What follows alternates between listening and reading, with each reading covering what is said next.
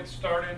I'm Dave Danoon. I'm the director of NYU's Center on U.S.-China Relations, and we're delighted to have you all here tonight.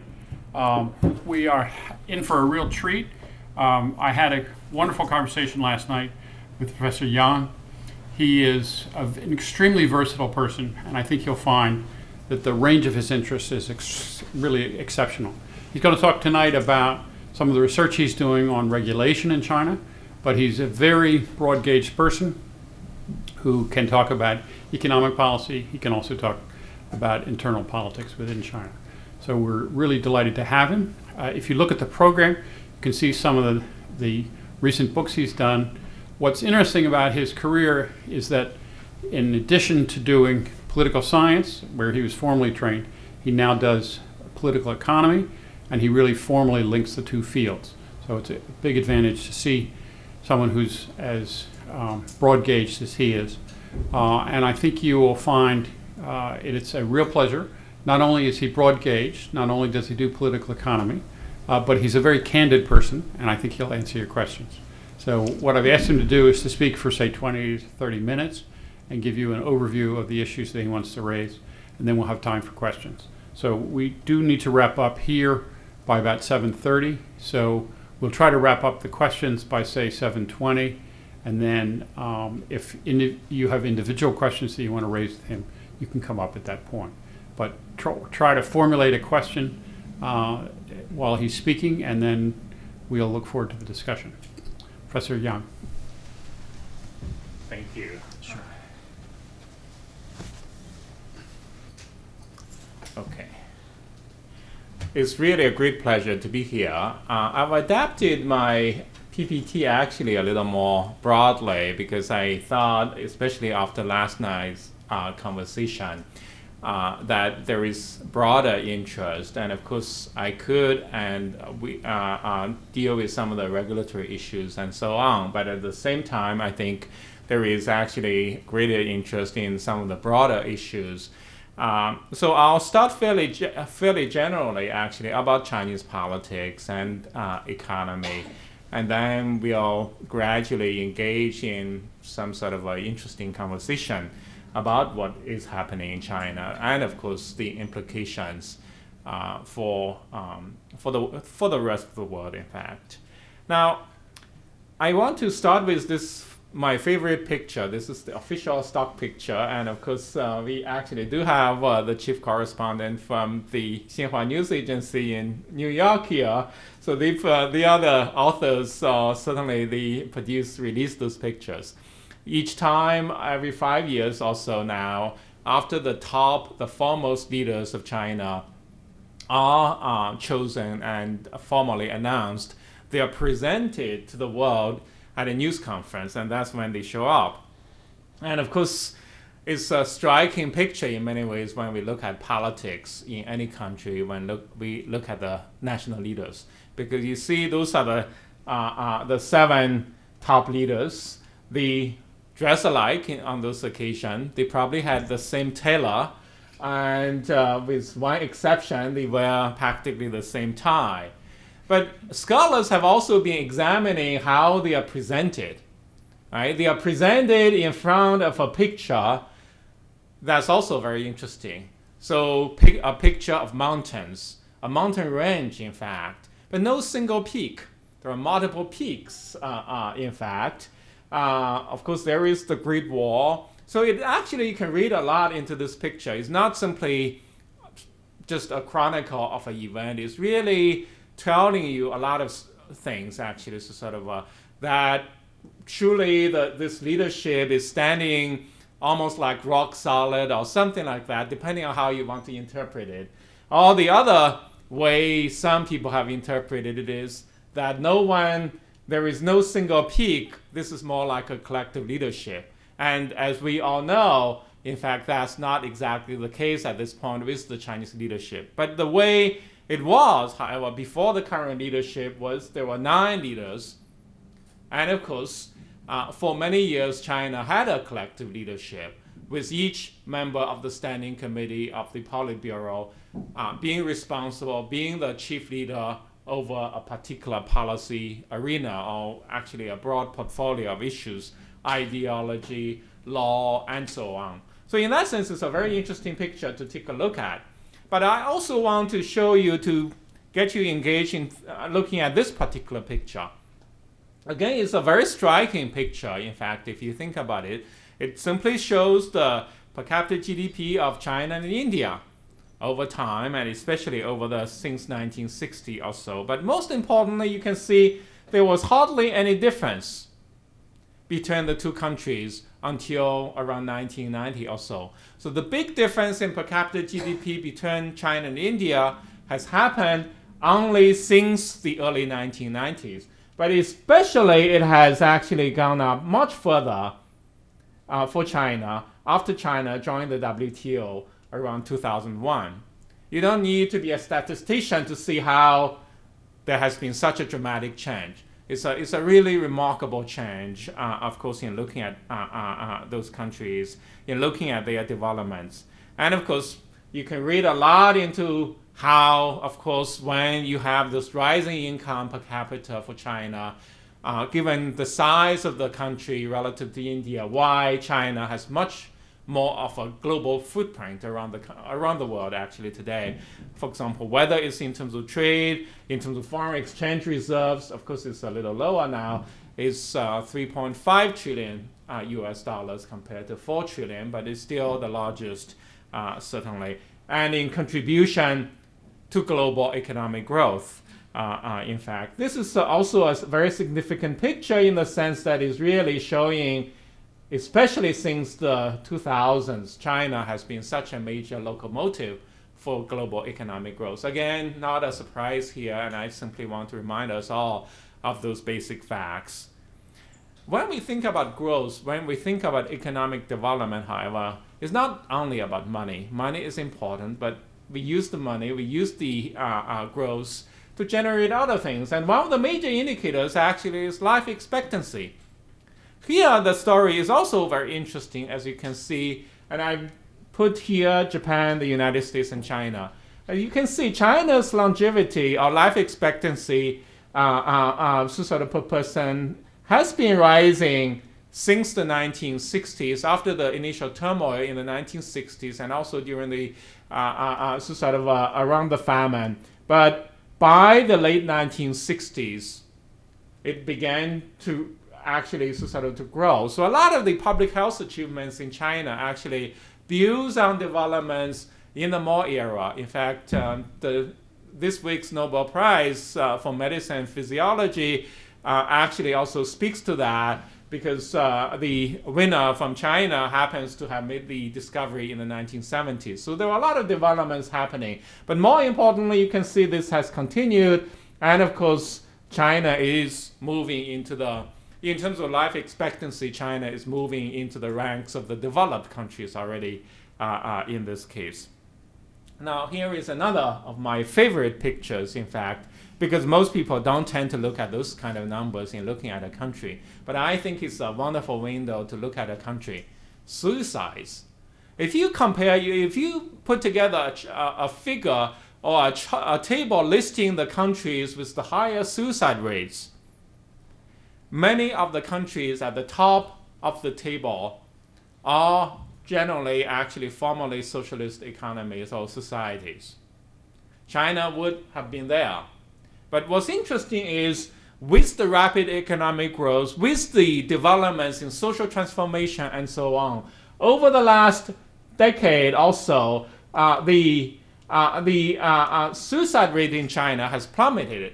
Used to be China stood out from the rest of the world because in China there were a lot of more suicides by females than for males, for all sorts of reasons, actually, especially in the countryside. That's no longer the case. We can examine, we can think about the reasons. For example, the challenges related to the family planning policy when it was first introduced, the issues of access to pesticides in the countryside in particular. But today, however, people in China, 600 million people have access to smartphones. And most of the women in the countryside actually have moved away, and they are no longer actually at the beck and call of their mothers-in-law, usually.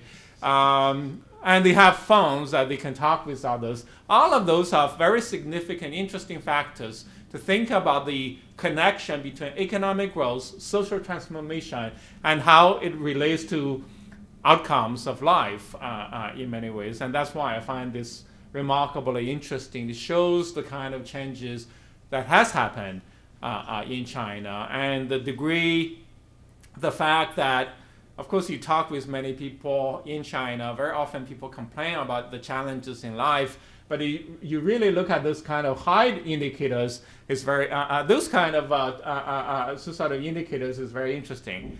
But of course, there are also a lot of challenges indeed. One of the big ones is inequality. And China now ranks also among the, actually among the developed, especially among the highest ranked unequal societies in the world, and is in the same league actually with the United States in this case, but with a socialist tradition, ideology, in fact. What's interesting is I have the blue dots. All of those numbers eventually are traceable to the government, because in fact the Chinese government does not allow outsiders until recently to gain access to such national data. But in fact, by around 2005 or so, the Chinese government, the National Bureau of Statistics, stopped releasing numbers on inequality, the Gini coefficient for the country. The reason is actually it was rising really uninterruptedly for such a long time. Not until fairly recently, about a decade ago, then there were alternative numbers that began to emerge. And it actually speaks to the politics of data gathering and also politics in China, because that organization had to have strong backing. The National Bureau of Statistics, for example, is ranked at the vice ministerial level. It regulates social surveys, for example. So therefore, it can control certain kinds of data. But when a university gains backing from the People's Bank of China, which is ranked at the ministerial level, it's harder for the NBS to control that data. Right? So sort of when that happens, when there is alternative data, the NBS finds it important that it releases its own data too. So now competition actually forces the NBS to release this data, and of course the NBS also tells us that there has been a little downward movement in the Gini coefficient. But nonetheless, China's inequality remains at an elevated level, right? And not only that, we also know about the problems with the environment, the air apocalypse in 2013 and so on. And of course, the environmental degradation doesn't affect everyone equally. Right? Who are the people? Of course, the people in the urban areas tend to complain more when the air is bad.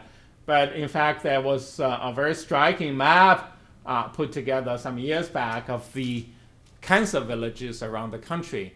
Of course, they are called cancer villages because they tend to be in the countryside or in suburban areas. So certain parts of the country are affected by pollution more than in other parts of the country. And in this particular case, with development, actually polluting factories and so on have tended to move to less centralized areas, and especially to, in recent years, to the interior and also to suburban areas, in fact. And here is a striking picture by the photographer Lu Guang, who has actually produced a whole series of pictures that showcase the challenges to the environment. And in this case, it's a village where everyone in the picture actually is affected by cancer.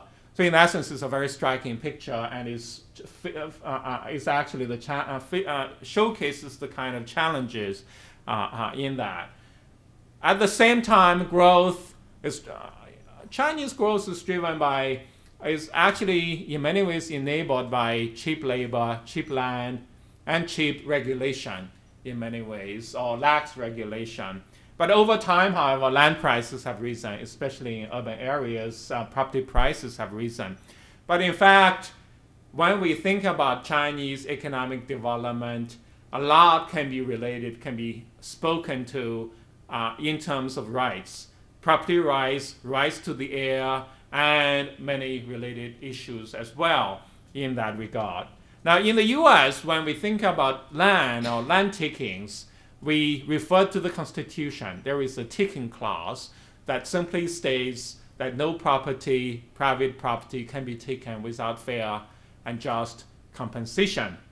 And that's not the case in China until recently. And of course, the simple reason is, number one, as a result of the Communist Revolution, land in urban areas is controlled by the government.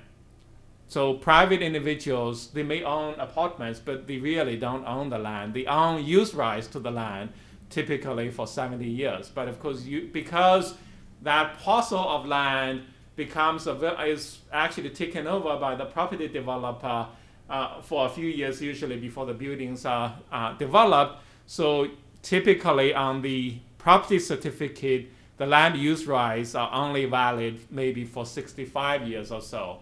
But of course, that's something that's remarkably interesting. The other aspect is that Chinese regulations until recently really allowed the government to requisition land especially from rural areas, without actually compensation based on market prices.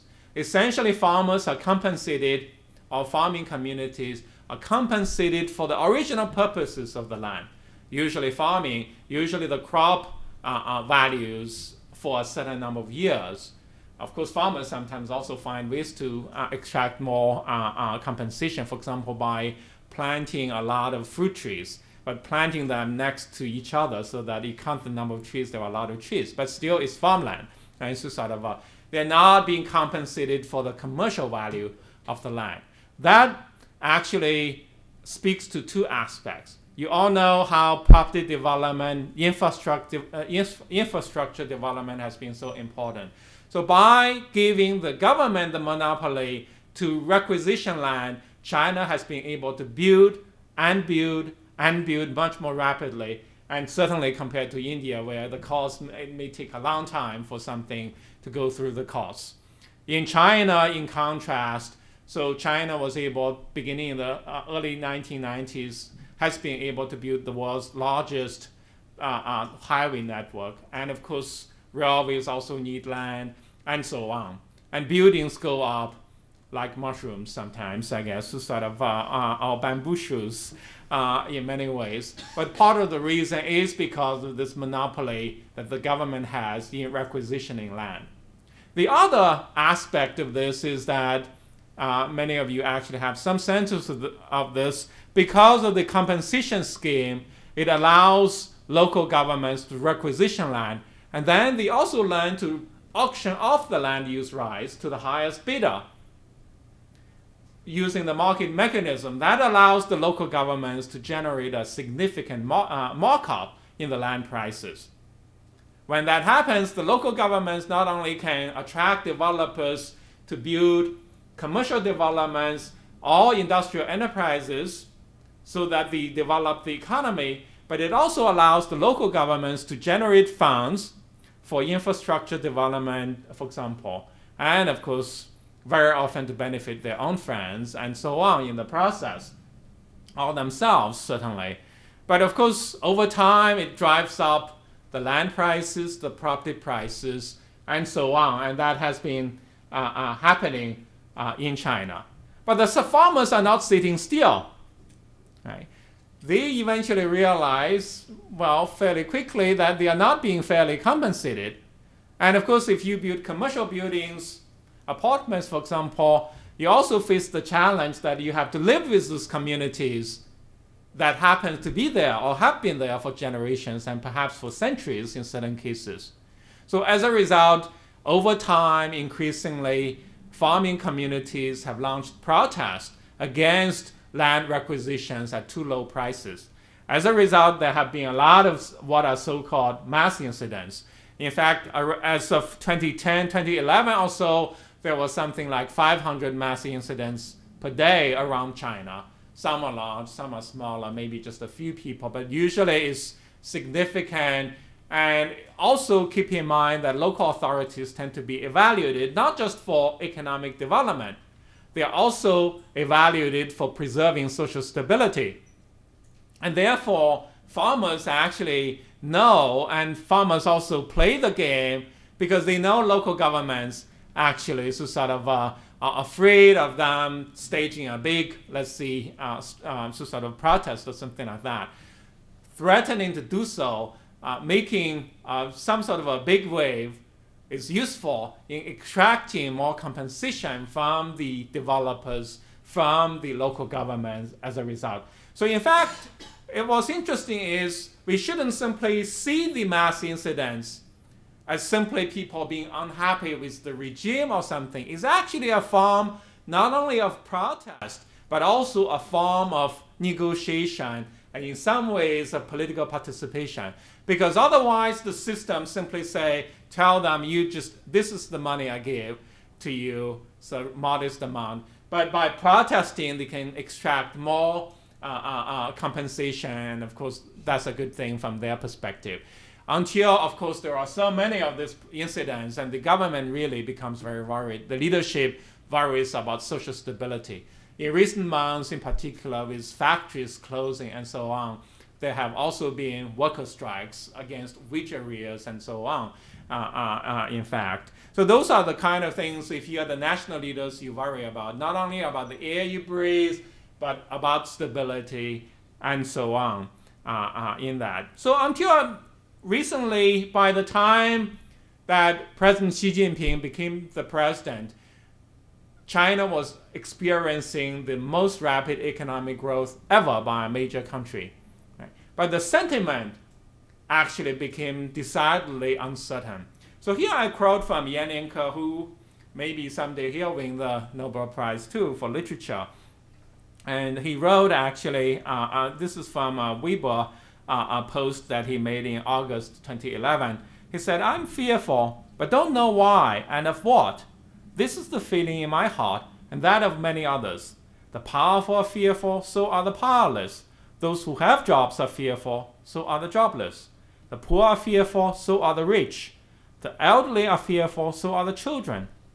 The whole society and everyone are enveloped in fear, but nobody knows why. This is the true state of the psychology and plight of today's Chinese."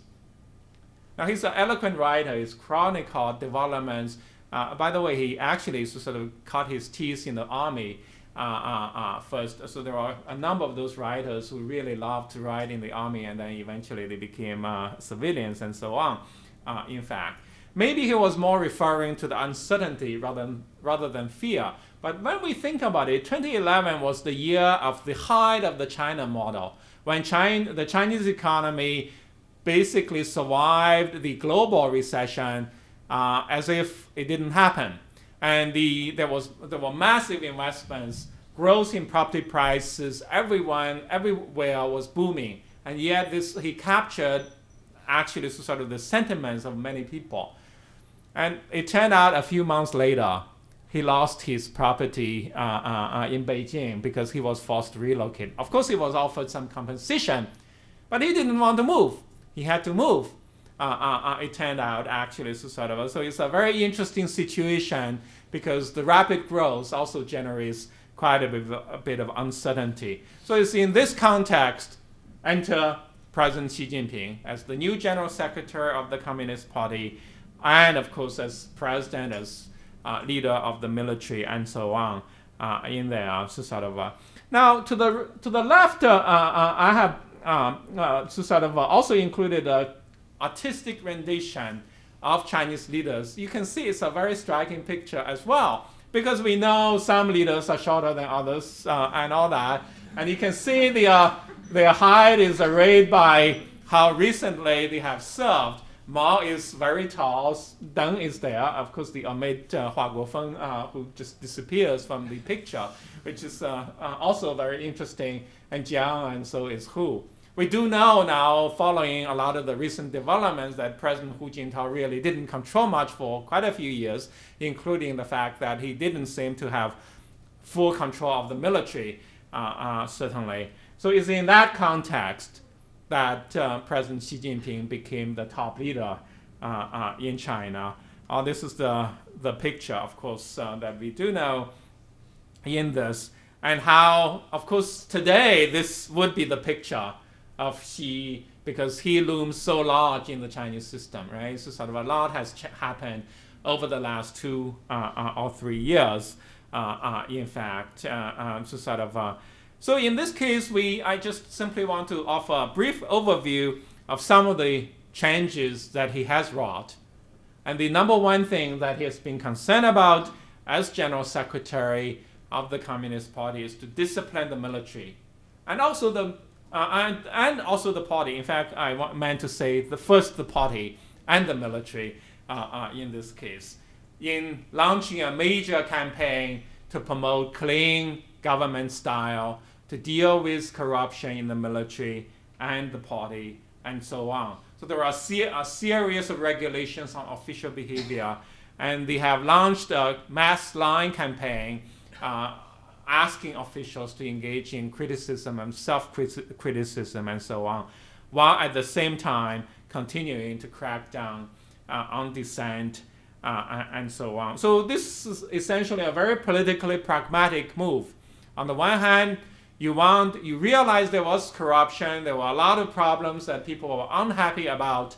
You want to bring more discipline to the organization that you oversee. And especially for a communist party that has 85 to 87 million members, you know that there are a lot of different views in the party. You know that there are a lot of different interests as well. And in this case, it's not a surprise that he wanted to do something about the party. His predecessors had done the same, except without as much vigor as he had done. The other issue, however, is to strengthen the legitimacy of the leadership of the government. And in this case, we have known that the leadership has guided down the expectations on the economy, emphasizing that this is the new normal. But in fact, what's interesting is that one of the reasons they allowed the Beijing, that particular actually TED Talk style documentary on the environment called Under the Dome to be shown online, millions of people watched it, in fact, in a few days' time, was because it made a passionate argument about the importance of the environment. And it actually is perfectly complementary to the official line that we need to adjust the economy, because how can we develop if we are damaging the environment like this? So you need to regulate, to change the environmental practices, and therefore, as a result, we actually need slower economic growth and so on. At the same time, there has been a war on corruption. I'm going to speak a little more on that a little later. But in the process, the war on corruption has been valuable in curbing powerful interests that have become very significant in the economy, especially the large SOEs, for example, the telecom industry, the oil industry, and the power industry, and so on in that. At the same time, however, he's been willing to deal with a variety of other issues, being more nationalistic in defending China's national interest in the East and South China Seas, invoking traditional Chinese culture when it's convenient and useful, and of course, the war on pollution by the premier in this case. He personally traveled to the poorest areas during the mass line campaign. And of course, one of the most welcome policies is to modify the population policy while continuing to improve welfare for the people. This has been going on for the last 15 years or so, in fact, in terms of education, healthcare, welfare, and so on in that.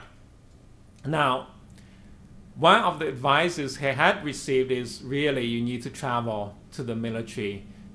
There's really there's no limit to how much you need to spend on in terms of time with the military. And he has really traveled around, especially in the first year or so, to the different branches of the military around the country. And of course, another good thing for the military chairman to build support is by appointing new generals, by promoting them, and so on. And he's done all of that in recent years, of course. And of course, this is the mass line popularist moves that he has made, going especially to Henan, for example. This is a very famous place in terms of party history, and so on. Now, in terms of rectifying the party, actually, is not simply about corruption per se. A lot of it is about discipline. How do you make sure that the officials follow you? And of course, some of the campaign, the targets of anti-corruption also happen to be people who are political opponents potentially, and so on. And of course, local officials and also military officials have pledged their allegiance to the center, and in the case of the military, repeatedly pledged their allegiance to General Secretary, and well, he's the chairman of the Central Military Commission, in fact, so it's Chairman Xi in this case. But at the same time, I list a number of people who have been taken down, and there have been many others, in fact. And he's allied with Mr. Wang Qishan, who is China's troubleshooter for the last 20 years or so, whether dealing with SARS or dealing with financial crisis in Guangdong. But of course, Wang Qishan has been the secretary of the CDIC, the Central Discipline Inspection Commission. Let's simply put it this way. He has been fearless in tackling corruption among the many officials, in fact. The latest is the governor of Fujian province. And of course, in the process, you, of course, make some people unhappy, and that's the price to pay. And here is a list of some of the people who have been taken down, and there are many more, in fact. And of course, it has an impact. The impact is, the most striking impact indicator is actually revenue from casinos in Macau, and you can see they have come down dramatically in recent months, in particular. In fact, another aspect about this discipline is actually it's very beneficial for sharks, because the government essentially banned consumption of shark fin soup. So sort of on banquets, and of course lavish banquets are also out. So as a result, the consumption of shark fin soup has declined by 50 to 70%. Used to be about 70 million sharks were killed each year just for the fins, for the shark fin soup. It's an extraordinary number. If anything, this is one of the most significant developments if you're an environmentalist, actually. It's a sort of it's a remarkable change in many ways that Yao Ming has been involved, actually. He's been the official spokesman against consuming shark fins. So all of those moves have made officials very uneasy, right? You don't want to be corrupt. You don't want to be seen consuming. You can't use the official cost for private use, and so on. What is left for many of them who joined the civil service, who actually wanted? I know people who wanted, for example, it's not just the civil service. There are various other places where you can seek rents. Journalists in China, I know of young people who wanted to become journalists because they knew that being journalists, they were being offered red packets everywhere. Every time they went to a news conference or something like that. They don't even have to write the article, by the way. If it's a company release, usually the article is largely written. So sort of for many of those cases, actually, so sort of now a lot of those have disappeared. In fact, the registration of real estate, in fact, is also very interesting. So survival has become the utmost concern for many officials. Some of the most entrepreneurial, however, have simply decided to call it quits instead. And recently there was actually a mayor in Shandong who became actually I think the CEO of a genetics company. In fact, obviously at much higher salary than what he was able to make in the past. Now, remember, I had the figure about the suicide rates, how they declined. That's not the case among officials. There have been many more people in China who somehow, they all become very depressed, and sort of, always the cause is depression. But of course, in the context, they commit suicide for various reasons, sometimes to protect their families, to protect their superiors, and so on. It is remarkable the ages, late 40s, early 50s, and so on, in fact. At the same time, President Xi has gained a long list of titles. And again, it shows the challenges in terms of bringing about change, that he had to become the leaders of all of those things, and then some, for reform, for the military reform, and for cybersecurity, and so on. In fact, there is a little mini cult. You go to Tiananmen Square, people want to sell you those kind of charms that you can put on your car, and so on. Again, it's a very interesting phenomenon. It shows the kind of popularity he does have today, especially among ordinary people, in fact. The challenge, however, is the economy is facing serious headwinds in many ways because the old model no longer work. So sort of in the sense of the older patterns of cheap labor and so on. And of course, you don't want that to stay forever. What is development if people's living standards do not improve? What is development if the environment is ruined, right? And then you have certain entrepreneurs who make a lot of money and then disappear, and leaving behind devastated landscape and so on. So in that sense, the leadership is onto something in thinking about the new normal, but the challenge is how do we make those kind of transitions for any society, especially for a society that has become much more concerned about quality of life issues, the environment, and so on. At the same time, the government also wants, as China becomes stronger, it wants to be a major player, for example, in global finance. You cannot be a global player without opening yourself up. You cannot actually liberalize, for example, make your currency a global currency without giving up some control. That's the paradox, right? So and that means that the challenges for the next steps are much more significant, in fact. And there are also certain patterns. For example, Chinese wealth at the household level is much more tied to real estate, this is to the right, than to financial assets, and that's in the United States. So therefore, any disturbances in the real estate sector can have serious impact on net worth within China, much more so than in the US perhaps, although even in the US, the impact was huge in many ways actually. And those are all serious issues that the government has to tackle. And we all know also, but the Chinese growth was driven by very significant growth in credit and of course in property sales and so on. And as the economy has slowed down, so has credit growth. And you can see now there is a cause and effect issue. But what is cause, what is effect actually is much more endogenous in this case. Housing price increases has slowed down. Inventories have significantly risen, in fact, in terms of housing. And in that case, of course, land sales have also declined as a result. And remember, local governments rely on the land sales to generate a lot of the discretionary spending.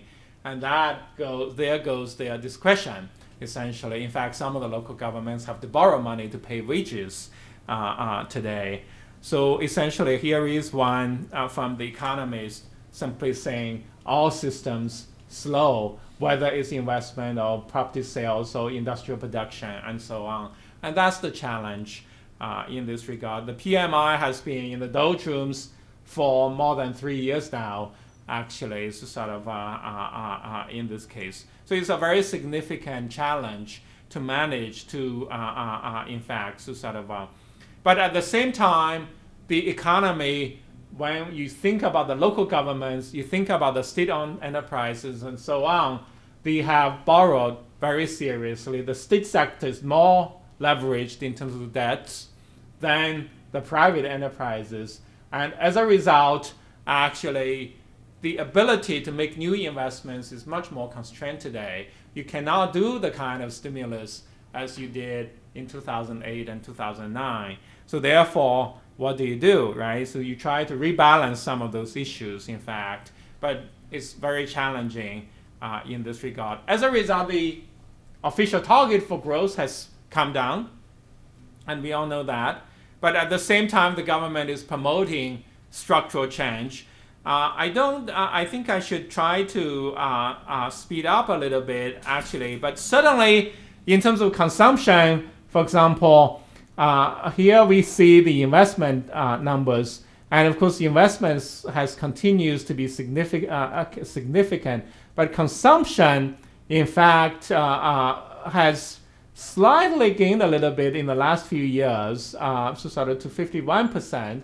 Net exports is not contributing much anymore to economic growth at this point in terms of net exports. And that is the kind of situation. And in this case, Premier Li Keqiang has emphasized government reforms, creating more incentives for entrepreneurship and so on. But as the economy has slowed down further, they also have tend to targeted stimulus in infrastructure and so on. One of the most striking developments is actually new enterprise registrations in 2014 grew by 46% because of the government policies to encourage business formation and so on in this case. At the same time, the regulatory agencies have also been strengthened, and in fact, most of them did not exist before the reform era. Today, we have really, you look at this, actually, a lot of it looks like the US or the Western developed economies. In fact, China was one of the few economies that has a dedicated banking regulator before the global crisis. Today, there are securities, banking, and insurance regulators that were developed in the 1990s and 2000s. China is also gaining antitrust power. In fact, every major merger and acquisition globally, because global companies usually are spread across many economies, essentially has to go to China also for approval. So China has a significant say if you have a significant global merger, in fact. So the Ministry of Environmental Protection is today a ministry, whereas in the past it's really a minnow in the bureaucratic lineup in that. So I think actually that's the kind of situation in this case. There's a lot of emphasis also on the knowledge economy in terms of investments in science and technology, in education. So China has become a more significant player in those areas. In fact, in the latest ranking by U.S. News and World Report in terms of engineering, I don't know how they did the survey. In fact, Tsinghua is ranked ahead of MIT. In fact, as the highest ranked engineering university in the world. So that says something very interesting, certainly. So lately, actually, so sort of, I think The Economist has published the Global Innovation Index. You can see China is there. There is India. In fact, remarkably, the U.S. is much smaller. Again, you have to ask, how did you do this kind of service? But we do know, however, in the Chinese case, there are significant companies and so on that have emerged. So therefore, what we have is part of the old economy is in big trouble today. So sort of whether you look at steel or cement or coal, many of those industries are in practically in recessionary conditions. The entire steel industry actually hardly makes any money at this point, even though it's a big employer, it's a big producer globally. At the same time, you have new industries that are emerging, the Alibabas of the world. But there is one striking issue here, because those new economies tend to have significant economies of scale. They tend to be concentrated in certain cities in China. It's those cities that are very innovative. They become much more influential. You don't see real estate problems or big problems in those cities. In fact, the biggest cities continue to grow. If there are properties, if the price come down a little bit, people will snap the properties up. But at the same time, you have cities, you have provinces to the north, to the west, that are in essentially recession. In fact, they have negative growth in the first half of the year, some of them. So therefore, China, over the last decade and a half, actually was more evenly growing. But in fact, today, you have the haves becoming even more robust and the have-nots becoming more challenged. So I think I get the signal I need to wrap up here. So I'll end at this point and leave time for Q&A. Thank you.